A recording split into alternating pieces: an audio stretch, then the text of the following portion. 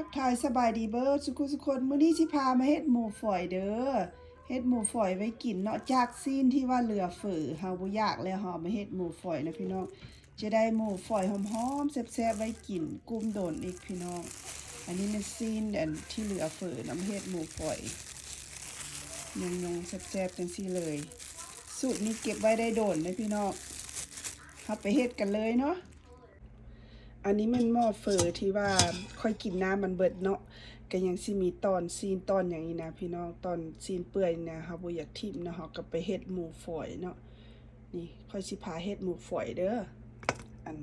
ซีนเหลือจากอันเฮาต้มเฟอนี่นะพี่น้องนี่เด้เฮ็ดหมูฝอยกินแซ่บๆนี่นะซีนเปื่อยเฮาบ่อยากนะเฮากันมาเฮ็ดหมูฝอยทุยออกจากอันหม้อเฟอจะเอามาลงโคกเลยพี่น้องเพื่อสิตำ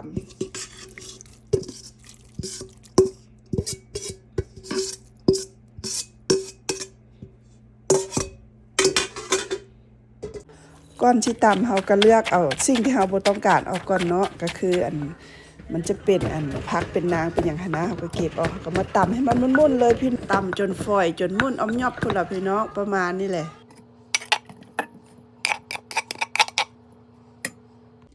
แล้วก็สิมาปรุงหมูฝอยเฮานี่แม่นหมูฝอยที่เฮาตำแล้วก็จะได้ประมาณนี้พี่น้องเนื้อก็จะมุนประมาณนี้เนาะแล้วก็สิมาปรุงอันหมูฝอยเด้ออันนี้แม่นน้ำตาลอ้อยเด้อพี่น้องจะใส่อยู่ประมาณนี้เนาะบ่ได้มีสูตรได้กะเอาเลยประมาณนี้ถ้วยกระเทินนี่เนาะกะครึ่งถ้วยน้อยนึงแล้วก็สิมาใส่อันน้ำซีอิ๊วขาวนี่กับประมาณ4บ่วงนั่นแหละ4บ่วงตักกินอันนี้ซีอิ๊วฝาเขียวกับ4บ่วงคือกันรสชาติก็ใส่เกลือน้อยนึงเพื่อว่าอันตัดกับน้ำตาลเฮาเนาะแป้งนัวผงชูรสเด้อพี่น้องผู้ใดบ่มักก็บ่ใส่บ่ต้องดราม่าเด้ออันนี้อันซุปไก่นะแล้วก็มาคนหมูฝอยมันต้องออกแบบนัวๆแล้วมันจะแซ่บนะพี่น้องแล้วก็มาคนเครื่องผสมให้เข้ากันเนาะจากอันคนเครื่องผสมให้เข้ากันแล้วเราก็มาทอดลงนี่เลยเพื่อผสมกับอันหมูเขาเนาะ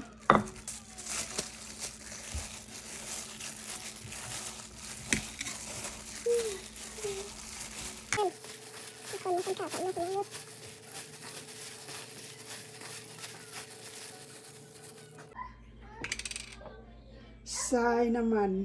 ลงไปเนาะประมาณนี้พี่น้องน้ำมันพืชจะบ่ได้ใส่หลายเด้อ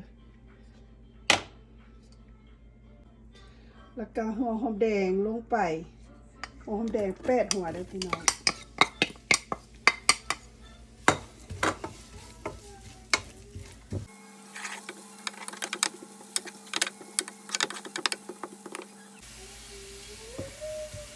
เคี่ยวให้ผักบัวเขาเหลืองหอมแบบนี้นะพี่น้องผักบัวเขาเหลืองหอมแบบนี้แล้วเขาก็เอาอันนี้ใส่เลย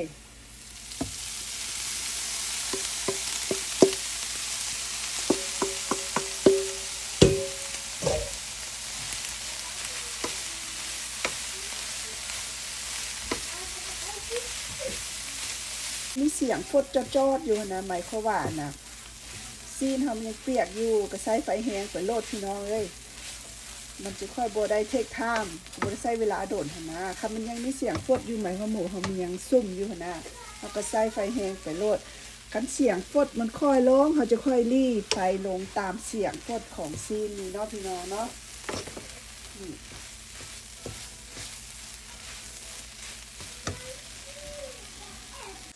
เขาคั่วได้ประมาณนึงเนาะเสียงฟดมันเริ่มค่อยลงมันบ่มีเสียงฟดแล้วเขาก็พ่นไฟลงใช้ไฟปานกลางนะพี่น้องใช้ไฟปานกลางก็คนอยู่นี่แหละจนว่าให้เส้นหมูเขามันแห้งมันเบามันฟูขึ้นนะ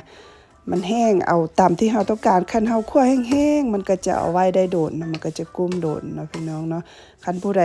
มักหอมๆก็คั่วแห้งๆให้มันกลิ่นหอมตามที่เฮามักเนาะอันนี้ก็คือหมูฝอยที่เฮาเฮ็ดแล้วก็จะได้เป็นแบบสิเลยพี่น้องเฮาเก็บไว้ได้กินโดนนี่นะเก็บไว้ได้กินโดนนานบูดนานเน่าพี่น้องแล้วก็แซ่บๆอีกซีนที่เหลือเฝอเนาะเฮาบ่อยากทิ่มเฮามาเฮ็ดในนี้กินพี่น้องนี่ได้หมูฝอยแซ่บๆ